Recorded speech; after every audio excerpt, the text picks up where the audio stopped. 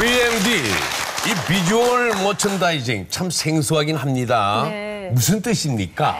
말 그대로 머천다이징이 상품 기획이잖아요. 네. 이 기획한 상품의 가치를 어떻게 하면 더 잘 보여줄까를 고민하는 사람을 비주얼 머천다이저라고 해요. 국내 최초로 이 분야에 박사 학위를 받으셨죠? 네, 어휴, 네, 네. 예. 학교를 졸업하고 실무를 하다 보니 이게 공부를 더 해야 되겠다는 생각을 하게 됐고 그러면서 이제 석사 과정을 30살 때 들어갔어요. 늦게 시작을 했어요. 네. 그랬는데 제가 박사 따고 보니까 주변에 선배님들이 아무도 박사를 안 땄더라고요. 그래서 저절로 그냥 박사 1호가 됐어요. 그래서 이런 네, 거. 제가 1호를 막 해야 되겠다 해서 한 건 아니고요. 하다 보니 그렇게 됐어요. 아니 이랑주 대표님 별명이 죽어가는 곳도 살리는 이 미다스의 손이라는 네. 별명을 갖고 계시다고 하거든요. 뭐 프랜차이즈부터 아주 작은 시장까지 네, 손만 네. 대시면 좀 어마어마한 변화가 일어난다고 얘기를 들었거든요. 네, 네. 정말 궁금한데요. 우리가 물건을 고를 때 그 물건을 고르게 만드는 어떤 법칙이 정말로 숨겨져 있습니까? 법칙이 있어요. 제가 23년 동안 한 2,000개의 점포와 쇼핑몰을 하면서 가면 묻잖아요. 아유, 우리 조명을 몇 센치로 할까요? 어떻게 할까요? 근데 그 법칙이 9가지가 있는데 네. 크게 나눠보면 그 9가지의 색상, 조명, 커뮤니케이션 이 3가지로 나눠져요. 그럼 여기서 어떤 법칙에 대해서 저희가 간단히 퀴즈를 풀어볼까 합니다. 퀴즈. 네, 네. 여러 가지 진열 노하우나 여러분들 같이 풀어보시면서 정보 얻어가시면 좋을 것 같은데요. 네. 첫 번째로 한번 물건을 놓는 매대 황금 높이는 황금 높이. 그럼 어느 정도 돼야 될까요? 그쵸? 궁금하시죠? 우리가 사람 시각적으로 키보다는 사람 높아- 키보다는 어려운데요? 그렇죠. 매장에서 우리가 바닥에서부터 매대 높이가 1m 80이라고 볼 때 우리가 허리에서 손이 여기 닿는 이 구역을 황금 구역이라고 해요. 그래서 구역이 이름이 다 있어요. 여기는 황금 구역이고 여기는 이제 뭐 신데렐라 구역이라고 또 있어요. 멀리서 이렇게 와 막 이렇게 샤방샤방하게 하는 구역. 그리고 스탁 존이라고 아래는 판매 공간이 아니고 물건을 차곡차곡 이제 정리해 놓는 공간이거든요. 그래서 이 황금 구역은 100에서 140 여기서 매출이 거의 다 일어나요. 네, 곤돌라의 매출이 100에서 140에서 거의 다 일어나요. 그래서 이 작은 칸칸이 거의 전쟁터라고 보시면 될 것 같아요. 그래서 이렇게 마트 가보시면은 거의 우리가 카트를 이렇게 끌고 가죠. 그게 보통 뭐 68에서 72cm 사이예요. 그걸 지고 이렇게 쫙 여기로 훑어요. 이게 요 구역이라는 거죠. 여기서 요렇게 간다는 거죠. 네. 그래서 그 구역을 조심하셔야 돼요. 어머 이건 사야 해 하게 되는 거죠. 그 구역에 손이 쭉 가면서 그냥 거기 있는 건 다 담게 돼. 다 담게 돼 있어요. 밑에 쪽은 아예 시세는 안 주네. 안 두는 거예요. 다음 할인율이 높은 상품은 왼쪽에 놓을까 오른쪽에 놓을까? 할인율이 높은 거. 네. 선생님 오른쪽, 저는 왼쪽. 난 정답은? 오른쪽. 정답은? 왼쪽이에요, 왼쪽. 왼쪽이에요, 제가 왼쪽. 맞췄어요. 이유가 뭔가요? 이유가 뭐냐 하면 우리가 지금도 이 글이 어디서 시작이 되죠? 좌측에서 우측에서 시작이 되죠. 예. 그래서 먼저 좌측을 인식하게 돼요. 그래서 좌측을 먼저 보게 되죠. 가격이 싼 제품들은 제품이 아니라 뭐가 우선이 되죠? 할인율이 우선이잖아요. 1+1 50% 할인, 80% 그쵸. 이게 우선이에요. 그러면은 할인율만 본다는 거예요. 오, 80%! 제품은 그냥 싸니까 들고 가게 되는 거예요. 근데 명품 쪽에는 가방이 하나 뭐 100만 원, 200만 원 막 이렇게 하잖아요. 그걸 좌측에 놓으면 어떻게 될 것 같아요? 뭐 이렇게 비싸? 제품 쳐다보지도 않는 거예요. 이렇게 비싼 걸 누가 사? 그래서 명품관을 가보면 오른쪽 밑에 가격이 요만하게 적혀 있어요. 일단 제품을 먼저 보고 너무 예쁘다. 예쁘니까 이렇게 가요. 그런데 예쁘니까 이렇게 하는데 가격에 따라서 오른쪽 왼쪽이 달라요. 그래서 가격이 높은 아이들은 오른쪽에다가 가격표를 적고요. 가격이 싸고 할인율이 높은 제품들은 일단은 할인율로 막 마케팅을 해야 되니까 먼저 눈에 띄는 제품의 왼쪽에 해놓으시면 크게 해놓으시면 돼요. 그냥 사실 보고 지나갔던 건데 이런 법칙이 네. 숨어 있는지는 정말 미처 몰랐고요. 자, 이번에는 실제 사례를 통해서 한번 진열 노하우를 함께 알아볼까 하는데요. 네. 사진을 보면서 또 이야기 나눠보도록 할게요. 그렇죠. 어허. 이거 흔히 볼 수 있는 시장 그렇죠. 아니에요? 우리가 시장에 가면. 근데 여기는 이제 중요한 거는 너무 많은 색깔이 쓰여 있어요. 노란색, 빨간색, 흰색, 그리고 반찬 색깔까지 저기는 뭐 파란색, 초록색까지 엄청나게 알록달록해서 결국은 반찬이 안 보여요. 이제 지금 오른쪽 화면을 딱 보시면은 밥상 위에 올라간 반찬들이 보이죠. 제철에 뭘 먹어야 되지? 이 많은 것 중에 뭘 골라야 될지 고객들은 모르는 거예요. 그래서 제가 시장 반찬의 제철 밥상이라고 해가지고 지금 이 제철에 나는 반찬을 김치부터 시작을 해가지고 하나, 둘, 셋, 넷, 다섯, 여섯, 7가지 그리고 계란까지 8가지를 딱 해놓고 그 제품을 그대로 밑에서 살 수 있게끔 했어요. 그러면 오늘 저녁에 고객의 시간을 아껴줘야 되잖아요. 나 빨리 뭘 저녁에 먹고 차림으로 싶은데 한상 차림으로 저렇게 하면 단백질부터 비타민, 칼슘까지 다 먹을 수 있는 거예요. 그래서 제철 밥상을 제안을 한 거예요. 그래서 얼굴 마담을 하나 만들어준 거예요. 반찬 가게에. 예, 이거 드세요라는. 이게 알고 보니까 보이는 것들이 생기네요. 그렇죠, 그렇죠. 그래서 이렇게 하고 매출이 2배 신장됐어요, 이 집도. 네. 2배요? 네, 네. 저쪽 뒤에는 뭐 장판을 뒤에 갖다 붙여놓고 그냥 그게 깔끔하게 하나 빨간색으로 쫙 하고 위에도 빨간색으로 착 해서 네, 네, 시각적인 효과를 누렸다. 네, 네. 노렸다. 네, 네. 정말 오늘 많은 걸 배우네. 그러니까요. 신기해요. 예, 혹시 우리 저 시청자 여러분들께서 가게를 하시면은 이제 좀 큰 도움이 되지 않을까 생각하고 네. 방청객 여러분도 마찬가지입니다, 그죠? 네. 예. 다음 사례를 볼까요? 정말 정신없네. 복잡해요. 굉장히 복잡해요. 저런 가게 참 많이 볼 수 있어요. 네, 네. 깨끗하네요. 네. 이건 정말 외국에 있는 것 같아요.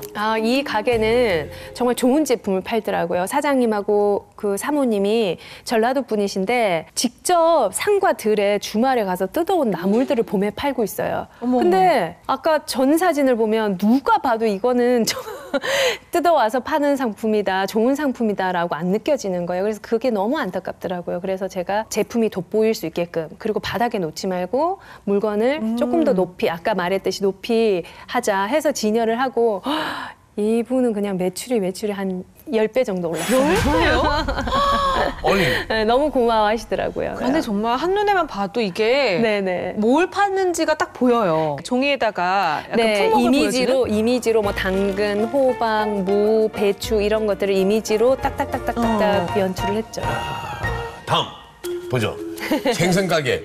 네. 뭐 저래놓고 얼음 깔고 물 대부분이 끼얹고 이렇죠. 네, 네, 거의 네. 다 이렇게 하죠. 네. 맞아요. 시장 가면 항상 어머. 그런데 이야 뭐가 달라졌나? 앞에 두 살에는 비용이 조금 들어가기는 들어가죠. 그렇죠. 근데 돈을 안 들이고 하는 방법은 또 없을까 이런 생각이 들어가지고 생선을 각도를 살짝 바꿨는데 어렸을 때 우리 허참 선생님 클럽 많이 가셨죠? 예. 나이트클럽 가보면 브루스 타임에는 조명이 일자로 고요하게 내려와요. 근데 댄스 타임에는 조명이 어때요? 막 사선으로 엇갈리면서. 내려오죠. 그래서 이게 디자인학에서 직선은 고요, 사선은 율동을 나타내요. 율동하는 생선이 훨씬 더 싱싱해 보이거든요. 생동감 있어 보여요. 그래서 직선보다는 사선으로 2,000원 들었어요. 재료비가. 돈 2,000원에 저렇게 말끔하게. 해초라든지 뭐 그런 거를 조금 더 부각을 시키면은 저기 흰 바닥에 흰 생선이 이렇게 배를 깔고 누워 있으니까 잘 안 보이잖아요. 맞아요. 그래서 초록색 해초들을 약간씩 배치를 한 거예요. 없이. 네, 없이. 없이 부각해 보이게끔. 네. 그래서 여기도 매출이 40% 정도 신장했어요. 바로 진열하고 난 다음에. 가는 곳곳마다 매출이 그냥 급증하네. 그러니까요. 네. 정말 스치기만 해도 매출을 확 올려주시는. 이게 와. 저렇게 하기까지는 이제 말씀하셨듯이 고민 네, 또 고민 또 고민. 고민. 이렇게 작은 가게들도 있지만 네. 서울의 한 대형 서점에서도 이랑주 씨가 큰 변화를 네. 이끌었다는 얘기가 있더군요. 뭐 거기서 다 한 건데 저는 뭐 책을 좋아하는 사람의 한 사람으로 이제 작은 역할을 했던 것 같은데 그 서점을 갔는데 아기들이 바닥에 앉아서 책을 보고 있는 거예요. 그 모습이 너무 안타까운 거예요. 그래서 그 서점에 전화를 했어요. 저 진열 전문가 이랑주입니다. 직접 전화를 했어요. 그 서점에. 안타까워서. 자기네들이 찾아야 되는데. 네, 이렇게 제 강의를 듣고 난 다음에 너무 좋다. 그러면은 같이 한번 진행을 해보자 해서 전 세계의 그런 그 서점을 다 보여주면서 외국 서점에 이렇게 편안하게 그리고 큰 테이블에 책을 같이 둘러서 앉아보는 그런 문화들이 되게 많다. 이런 사진을 보여드렸어요. 제안을 해서 드리고 그걸 토대로 이제 거기에서 큰 변화가 일어나서 뭐 100명이 앉을 수 있는 5만 년 된 나무로 만든 그런 테이블도 만들게 되고 조명도 바꾸고 그랬더니 정말 고객들이 와 사회적 기업이 이 서점이다 너무 멋지다. 저희는 이제 책을 빼면 매출이 떨어질 줄 알았는데 다행히 매출이 더 신장이 됐어요. 그리고 기업 이미지도 더 좋아지고 무료로 했지만 가장 기뻤던 게 거기서 더 이상 아이들이 차가운 바닥에 앉아서 책을 읽지 않는 모습을 봤을 때 제일 기뻤던 것 같아요.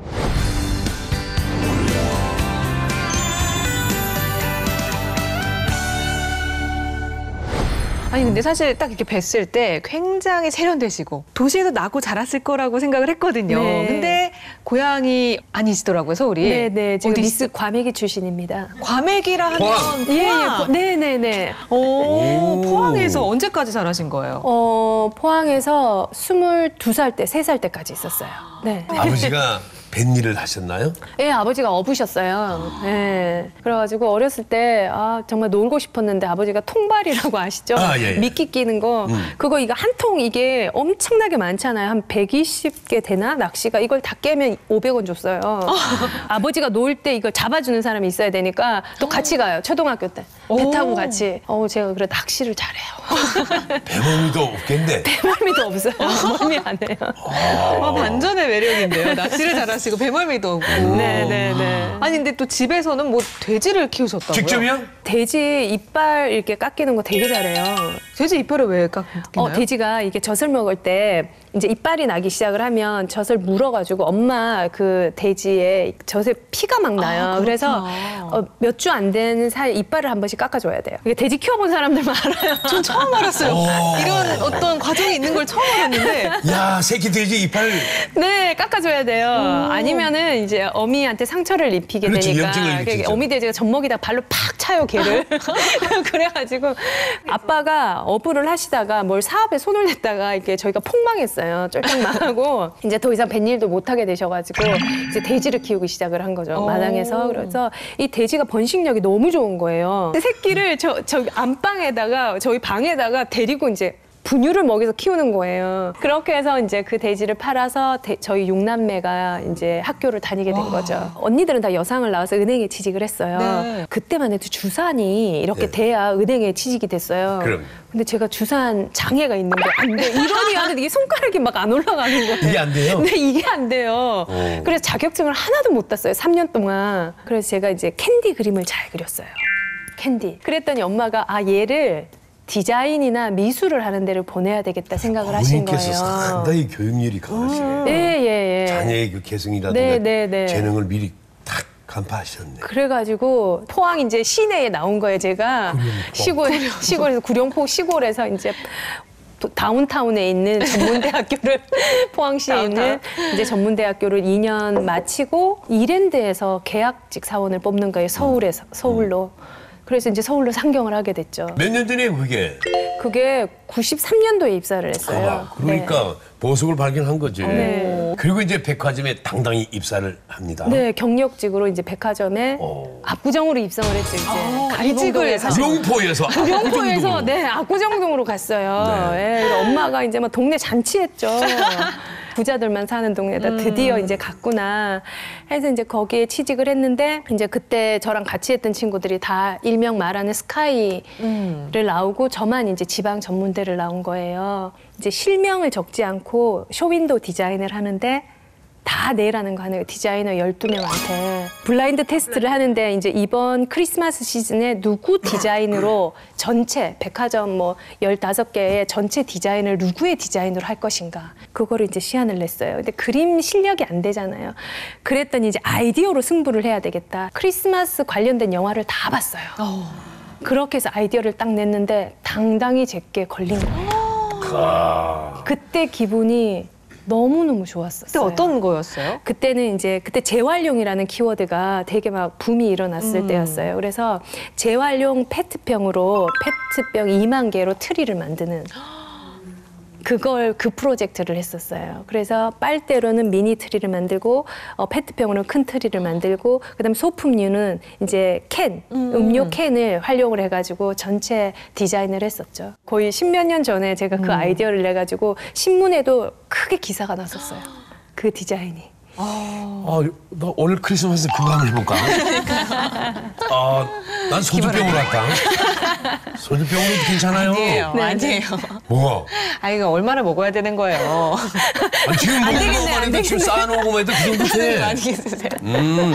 백화점에 있을 당시에는 양복점에 양복 진열을 또 획기적으로 바꾸셨다고 들었거든요. 그때만 해도 백화점의 양복이 이게 옆으로 진열된 거 있잖아요. 네. 슬리브하고 소매만 보이게끔 진열이 집에다가 옷 우리 걸듯이? 옷걸이에 걸듯이 쭉쭉쭉쭉 이렇게 된 거예요. 그러면 손님들이 그것도 되게 높이 걸려 있어요. 이렇게 보려면 막 이렇게 다니면서 보는 거예요. 맞아요. 그래서 남자들은 여기에 원 버튼인지 투 버튼인지 카라가 레귤러인지 넓은지 얇은지가 중요한데 아니 소매가 뭐가 중요해요. 여기가 중요하지. 그렇죠.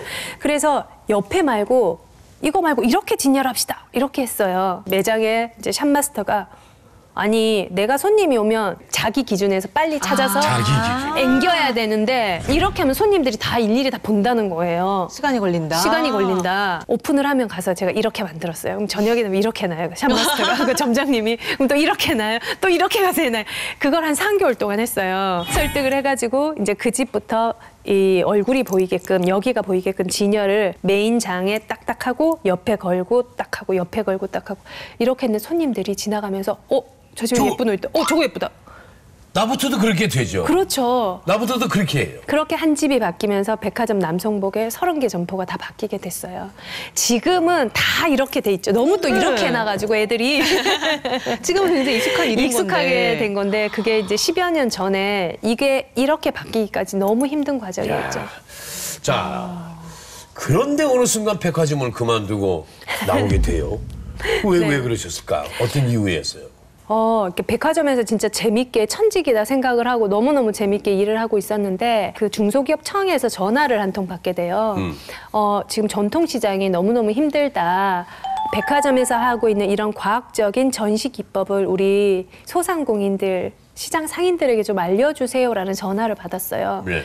그래서 그 자료를 가지고 강의를 하러 가게 되고 강의를 마치고 나면 이제 상인들이 난리가 난 거예요. 우리 집 한 번만 갔다 와줘. 그렇게 해서 그 가가지고 현장에서 바로바로 뭐 돈이 있기래요, 뭐가 있기래요, 있는 재료 가지고 진열을 막 바꾸기 시작을 했던 거예요. 그 홍시 가게였는데 손님이 홍시 한 봉지 주이소 이러니까 홍시를 이렇게 담더라고요. 홍시가 톡 터졌어요. 홍시를 안 터트리고 고객에게 전달해주는 진열법으로 바꿔줘야 되겠다 해서 소쿠리 위에 비닐을 먼저 깔았어요. 그리고 그 위에 홍시를 올렸어요. 손님이 한 봉지 주세요 하면 어떻게 하면 돼요? 그대로. 그렇죠. 비닐만 들면 되잖아요. 이때 초록색 비닐을 깔아서 보색 대비를 만들어준 거죠. 2달 뒤에 사장님이 전화가 왔어요. 고맙습니다. 저 트럭 바꿨어요. 15년 된 낡은 트럭을 감동적이다. 바꿨다는 거예요. 그래가지고 그때 생각을 했어요. 어쩌면 이 진열 VMD라는 게 백화점에만 필요한 게 아니고 진짜 소상공인 전통시장 상인에게 필요한 거다 해서 회사에 사표를 내고 저희 집 거실에서 이남주 VMD 연구소라는 1인 회사를 차린 거예요. 나와서 1인 회사를 차리신 거예요? 네, 1인 회사를 조그만하게 혼자서 차리게 된 거죠. 그리고 저는 이제 매출 올릴 자신이 있었는데 연락을 안 하시더라고요, 저한테. 아니, 이렇게 매출 올려주는데 왜 전화 안 하시지? 했더니 이제 제 친구가 하루 벌어서 하루 먹기도 어려운 상인들이 어떻게 너한테 컨설팅료를 주는 그런 진열을 받겠냐. 무료면 몰라도 이러는 거예요. 무료면 난 뭐 먹고 살지? 무료면 난 뭐... 그럼 이걸 어떻게 해야 되지 고민을 하다가 그때 마침 이렇게 전통시장 활성화 사업으로 아케이드, 지붕 뭐 이런 거 막 덮어주는 맞아요. 사업이 네. 있었어요. 그때 제가 이제 중소기업청에 제안을 했죠. 지붕만 덮는 게 시장을 살리는 게 아니다. 이런 VMD, 진열을 바꾸면 실질적인 매출을 올려줄 수 있다 해서 이런 게 다 있었냐고. 그러면서 이게 이제 법으로 정해지면서 그때 최초로 소상공인 맞춤형 VMD라는 영역이 생기게 됐어요.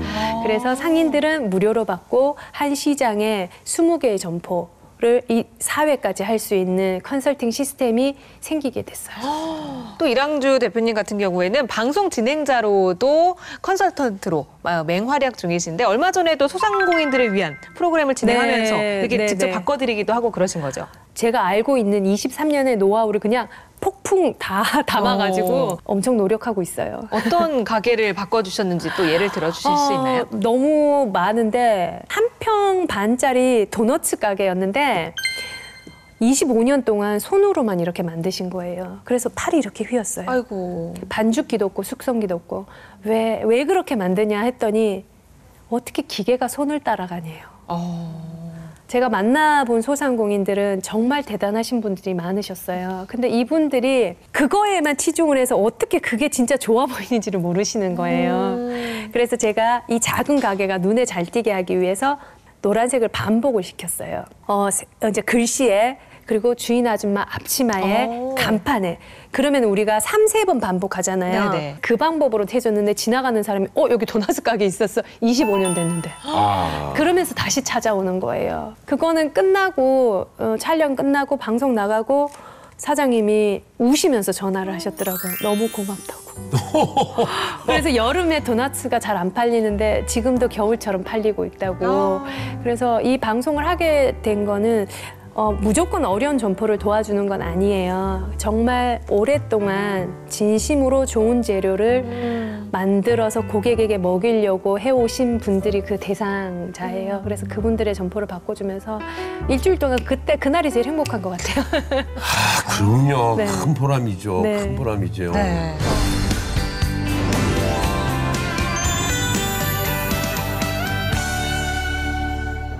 그 시장에 대해서 더 알기 위해서 남편분하고 1년간 세계 시장 여행도 다녀왔다고.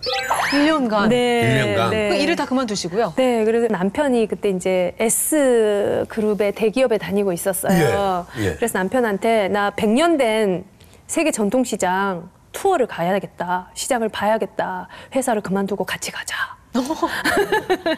동의하셨나요? 그랬더니 고민을 조금 하더니 그래 같이 가보자 하고 회사에 사표를 냈어요. 남편이 회사에 사표 내는 날 시어머니 혈압이 180을 찍었어요.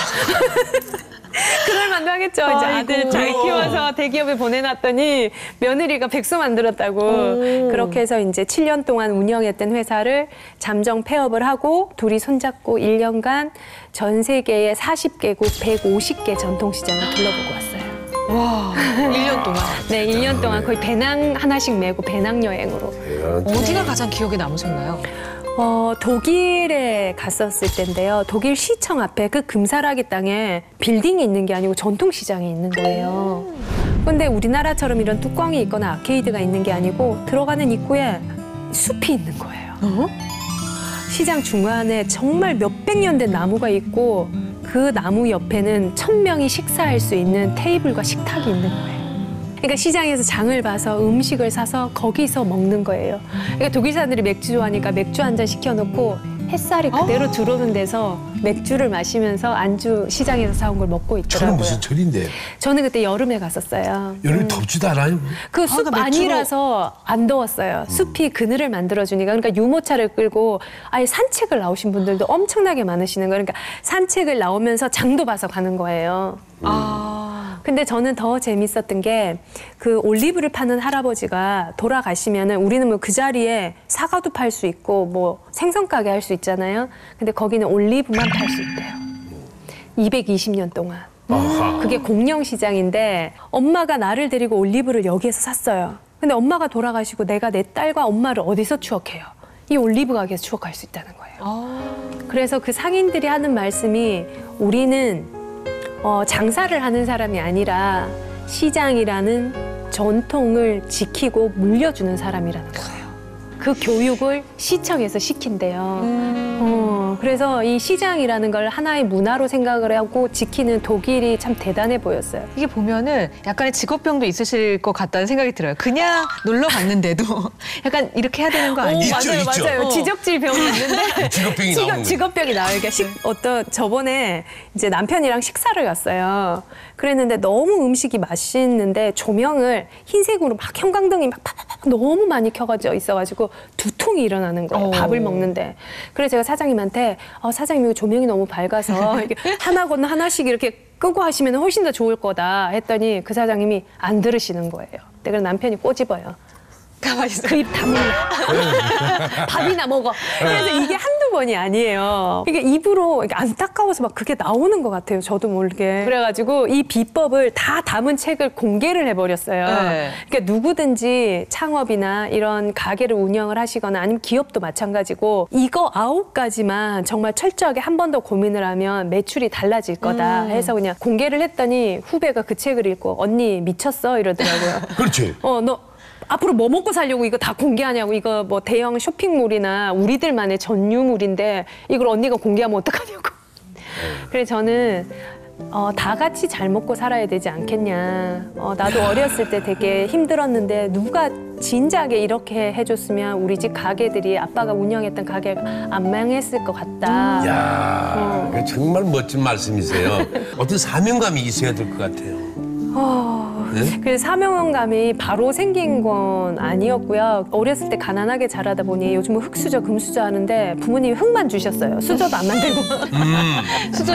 수저조차도 안 만들고 흙만 주셔가지고 정말 겨우 이제 흙수저 만들어서 제가 밥을 먹게 됐어요. 이제 제 스스로 벌어서 먹게 됐는데 그렇게 먹다 보니까 같이 나누고 싶기도 하고 또 울컥하네요. 어렸을 때 또 돼지 키우던 기억이. 나 오늘 처음 알았어요. 돼지 이제. 이빨을 자를 손톱 같은 줄이야. 그냥 깎아주는 거. 그래서 이제 여행을 가면서 이제 핀란드의 한 할머니가 이런 얘기를 하시더라고요. 시장 할머니가. 제가 막 물건을 깎았어요. 한국에서 하던 식으로. 가난한 여행객이다. 좀 싸게 해달라. 막 이랬더니 그 할머니가 이 시장은 깎는 거 아니다. 여기는 옆집과 경쟁을 하는 게 아니고 스스로의 정직함과 경쟁을 한다는 거예요. 그러니까 이 시장 이름이 엄마가 자식에게 주고 싶은 것만 파는 시장이에요. 시장 이름이요? 예, 풀이를 해보면. 그런데 이 엄마의 마음이 어때요? 좋은 것만 주고 싶죠. 그러니까 가격이 중요한 게 아니라 정직함이, 식자재의 정직함이 중요한 거예요. 그래서 내가 먹는 상품이, 입는 제품이 고객에게 어떤 영향을 미칠 것인지 고민을 한다는 거예요. 그 얘기를 딱 들으면서 앞으로 이 전시를 해줄 때 세상을 이롭게 하지 않은 제품은 해주면 안 되겠다. 그 제품이 내가 진열을 해서 많이 팔리게 되면 이롭지 않은 물건을 먹게 되는 거잖아요. 그때 사명감이 생긴 것 같아요. 여행을 다니고 와서. 세상을 향한 따뜻한 마음이 없다면 그렇게 움직이기가 쉽지 않을 것 같습니다. 앞으로도 좀 성실하게 살아가는 이 땅의 많은 소상공인들에게 큰 힘이 돼주시길 간곡히 박수로 드립니다. 네, 알겠습니다. 네, 말씀 감사합니다. 네, 감사합니다. 오늘 사실 매출만 높이는 일이라고 생각을 했는데 그 안에 철학과 가치가 정말 깊게 있는 걸 보고서 그렇습니다. 정말 많은 걸 느낀 게 된 것 같습니다. 오늘 말씀 정말 고맙습니다. 수고하셨습니다. 감사합니다. 감사합니다. 네. 감사합니다. 그렇다면 토크 엔조이는 또 여기서 인사드리겠습니다. 네. 건강하십시오. 여러분 저희입니다.